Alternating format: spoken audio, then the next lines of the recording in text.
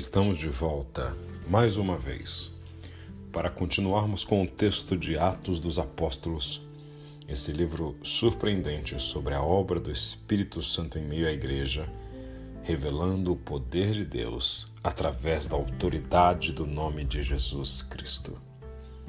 Em seu capítulo 3, o livro de Atos nos conta sobre os primeiros confrontos dessa nova religião, deste novo movimento religioso, que não intencionava ser novo, pois era tão somente o cumprimento de todas as profecias do Antigo Testamento, mas encarado pelas autoridades religiosas da época, pelos judeus, pelas autoridades dos judeus, pelos romanos, como uma seita, como aqueles que seguiam o Cristo, aquele homem crucificado e, segundo seus seguidores, ressuscitado ao terceiro dia, e de fato, seu corpo havia desaparecido do sepulcro. No capítulo 3, a Bíblia nos conta em Atos dos Apóstolos que Pedro e João foram ao templo orar às 3 da tarde, horário comum do chamado culto Tamid. O culto Tamid que ocorria todos os dias das 9 às 9 e às 15, momento em que um cordeiro era oferecido para perdão dos pecados do povo. E à porta então do templo, a chamada Porta Formosa, havia um homem aleijado de nascença, um homem com mais de 40 anos, um homem que, quando vê Pedro e João, lhes pede dinheiro. E então, quando vem este aleijado, Pedro olha e diz: eu não tenho nem prata nem ouro, mas o que eu tenho lhe dou. Em nome de Jesus Cristo Nazareno, levante-se e ande.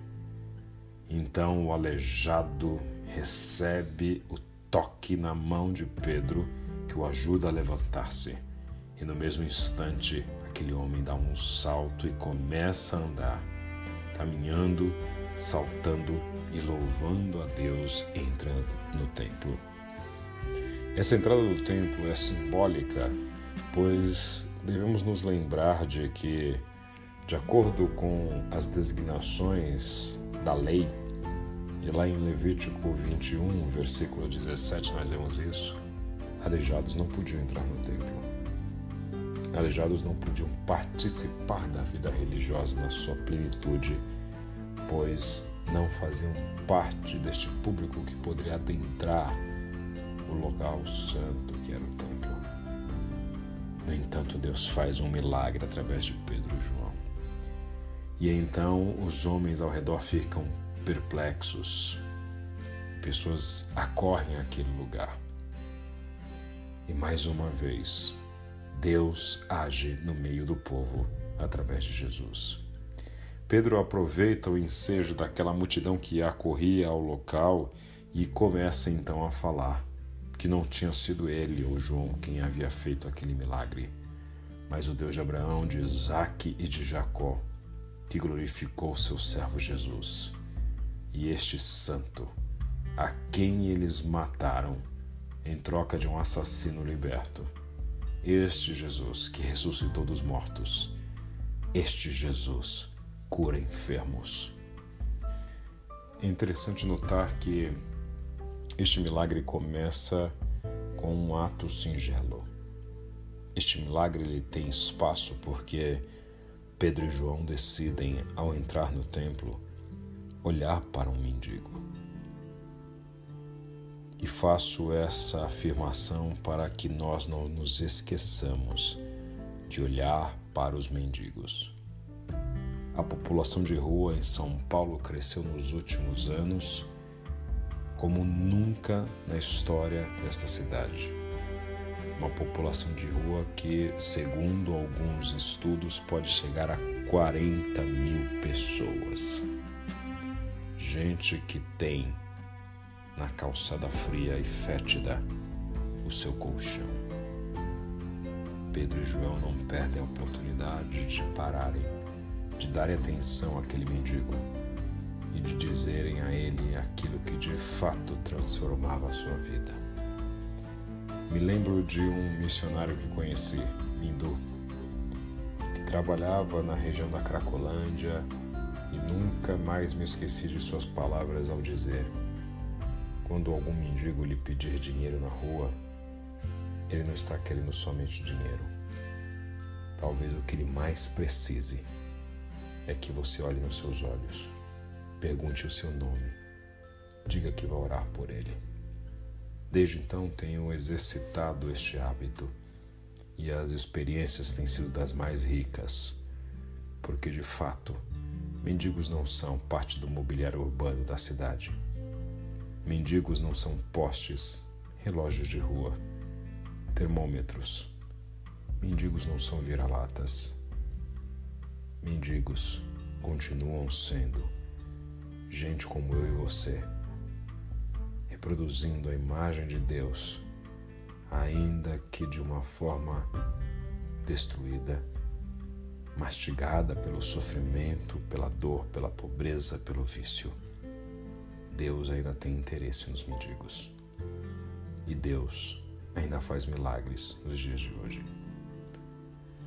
No capítulo 4 nós vemos que estes líderes judeus começam a se incomodar grandemente com o impacto da pregação e da vida deste povo que se chamava seguidor do Nazareno, deste Jesus que impactou com sua mensagem durante 3 anos e meio, e um grupo de pessoas começa a segui-lo e coisas sobrenaturais acontecem quando essas pessoas se juntam. E esses líderes religiosos então decidem prender Pedro e João. Os saduceus eram um desses grupos, como os fariseus, como os essênios, como os zelotes. No entanto, os saduceus eles faziam parte do poder religioso de então. E um poder religioso elitista, que acreditava na hierarquia de castas, que desprezavam os pobres, que não aceitavam a ameaça de uma pregação que tinha um poder revolucionário gigantesco. No entanto, ao prenderem os apóstolos Pedro e João, que ensinavam ao povo que em Jesus há ressurreição, algo que os saduceus não suportavam, estes homens então ameaçam Pedro e João. Estes homens querem que eles se calem. Esses homens interrogam a Pedro e João.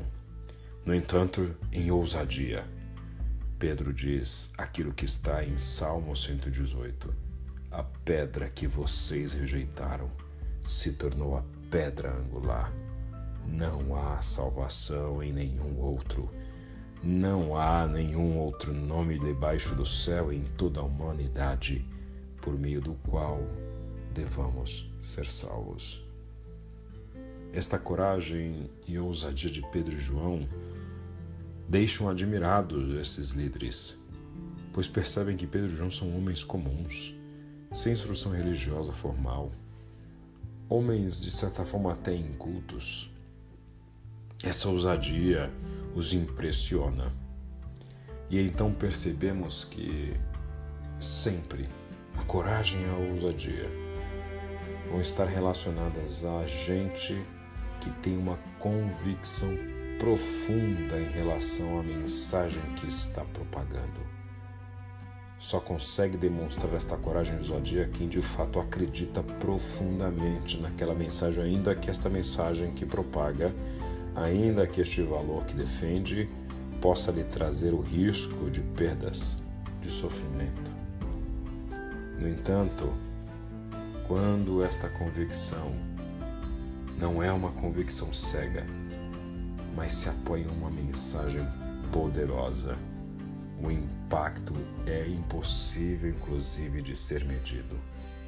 Porque não era simplesmente uma teimosia de Pedro e João. Não era um fanatismo religioso qualquer. Eles estavam propagando a mensagem de Jesus de Nazaré. Então, estes homens são soltos e voltam para casa e oram juntos com seus irmãos. E nesta oração eles dizem algo que deve estar em cada um dos nossos lábios. Ao orar, eles pedem: Senhor, ouve as ameaças deles e concede a teus servos coragem para anunciar a tua palavra. Que a minha e a tua oração sejam sempre essa. Concede a teus servos coragem para anunciar, não a minha, mas a tua palavra.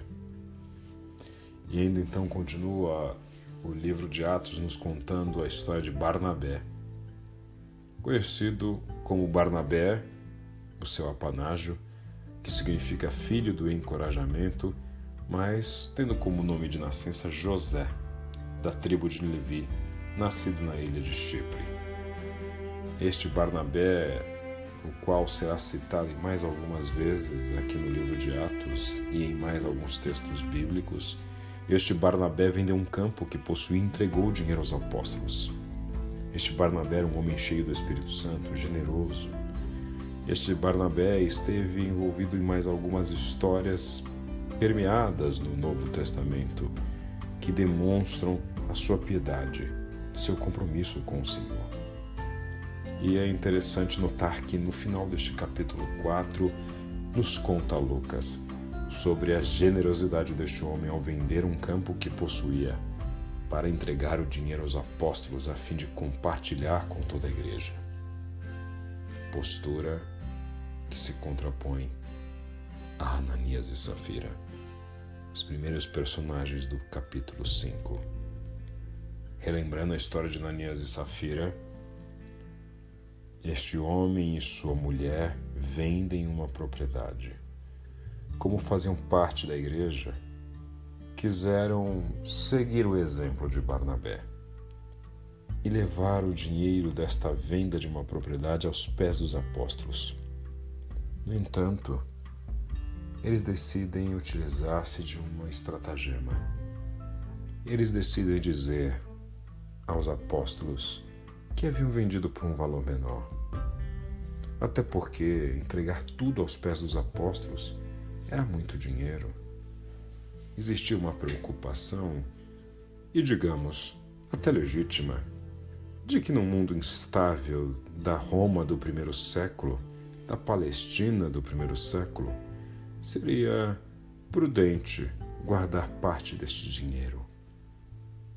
No entanto, ao chegar à frente de Pedro, Ananias diz que aquele era todo o dinheiro. Ananias mente. Ananias tenta levar o apóstolo ao engodo.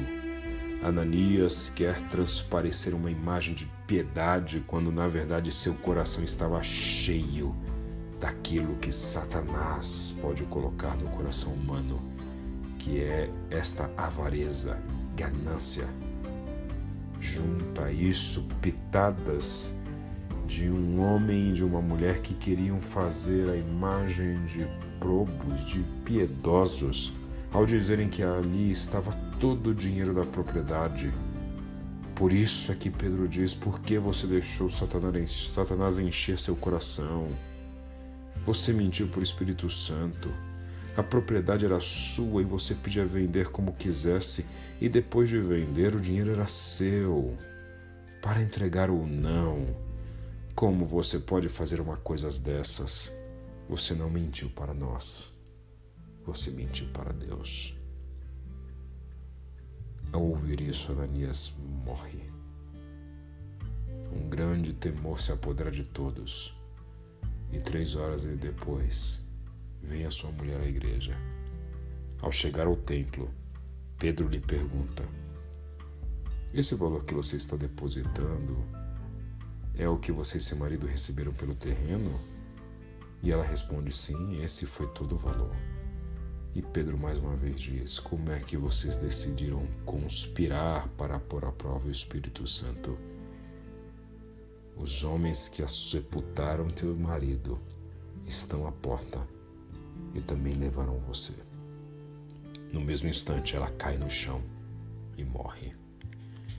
um sentimento de temor se apodera do povo e percebemos que naquele momento, em uma igreja que estava nascendo, se estruturando, Deus sabia o quão deletério seria o exemplo de gente mesquinha, avarenta, mentirosa, gente que tem uma casca de piedade, mas seu coração é cheio de avareza. Aquilo seria inaceitável. E Deus agiu poderosamente, porque contava também com o compromisso de homens como Pedro, que não tinham interesse algum na oferta de Ananias e Safira, se esta estivesse embasada numa mentira. Me pergunto quantos líderes religiosos fariam o mesmo. Chegou a acreditar que talvez hoje muitos deles pensariam: melhor Ananias e Safira trazer algo do que se ele não trouxesse nada. Mas o compromisso de Pedro não era com o dinheiro, era com Deus. Então continua o capítulo 5 com novos confrontos com o judaísmo, mas um ambiente de profusão de curas e milagres. Deus está fazendo milagres no meio do povo. Deus está trazendo gente para perto de si. A Bíblia nos conta em Atos que, neste momento, pessoas trazem doentes em macas, em camas, gente atormentada por espírito imundo, e todos eram curados. Pessoas traziam doentes para que somente a sombra de Pedro ao passar pudesse curá-las, libertá-las. Deus vai agindo poderosamente. Novamente, então, por causa de todo esse burburinho e movimento causado pelo poder sobrenatural de Deus através da ação dos apóstolos, mais uma vez os nossos irmãos são presos. Mas dessa vez algo sobrenatural acontece. Atos nos conta que, ao serem presos, vem um anjo do Senhor à noite, abre as portas do cárcere e leva os apóstolos para fora. E ainda diz: vão ao templo e transmitam ao povo esta mensagem de vida. Ao amanhecer, os apóstolos estavam ali no templo, sem demora, começando a ensinar. O sumo sacerdote chega, reúne o conselho, que é toda a Assembleia dos Líderes de Israel, manda buscar os apóstolos na prisão, mas eles não estão mais lá. Não contentes com isso, esses líderes mandam prender novamente os apóstolos. E eles são presos. E dessa vez são mais uma vez ameaçados. Desta vez são açoitados. No entanto, em discussão do conselho, se levanta Gamaliel e diz: se esses homens fazem alguma coisa que não é da parte de Deus, vai acabar. Vão ser dispersos. No entanto, e se for algo de Deus? Estaremos nós lutando contra Deus? Então o conselho decide liberar estes apóstolos, não sem antes açoitá-los 39 vezes. 39, pois entendiam que uma quarentena ou mais de uma quarentena poderia matar uma pessoa. E 39 era o cálculo de segurança para evitar esta morte desnecessária, pois o intuito dos chicotes era somente uma tortura. Ao serem açoitados, a reação dos apóstolos é tão miraculosa quanto as curas e os milagres realizados. Eles saem alegres porque se entenderam dignos de sofrer pelo nome de Jesus.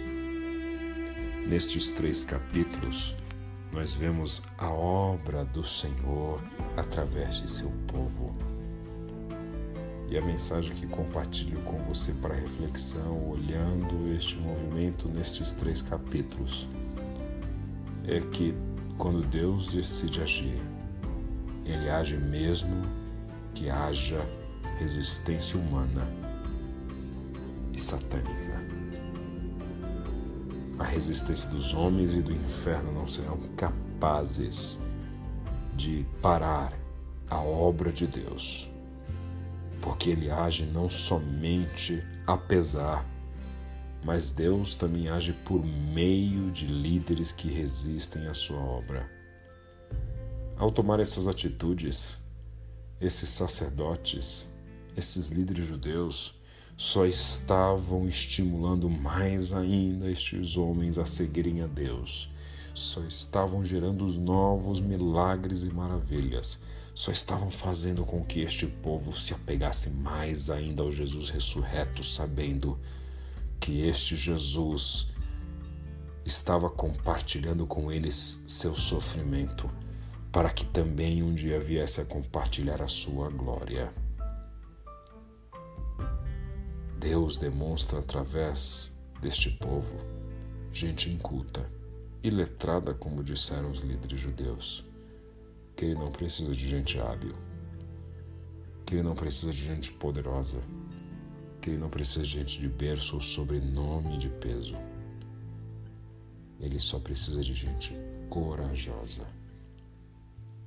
Os discípulos, ao orar ao Senhor, não pedem: Senhor, nos dê dinheiro, nos dê poder, nos dê um bom sobrenome, nos dê status. O que eles pedem é: Senhor, nos dê coragem para pregar a Tua palavra. Saiba que ainda que a perseguição seja intensa, o Senhor sempre vai fazer aquilo que está de acordo com os seus planos. Como disse Jó, bem sei que tudo podes, e nenhum dos teus planos será frustrado. Que Deus te abençoe.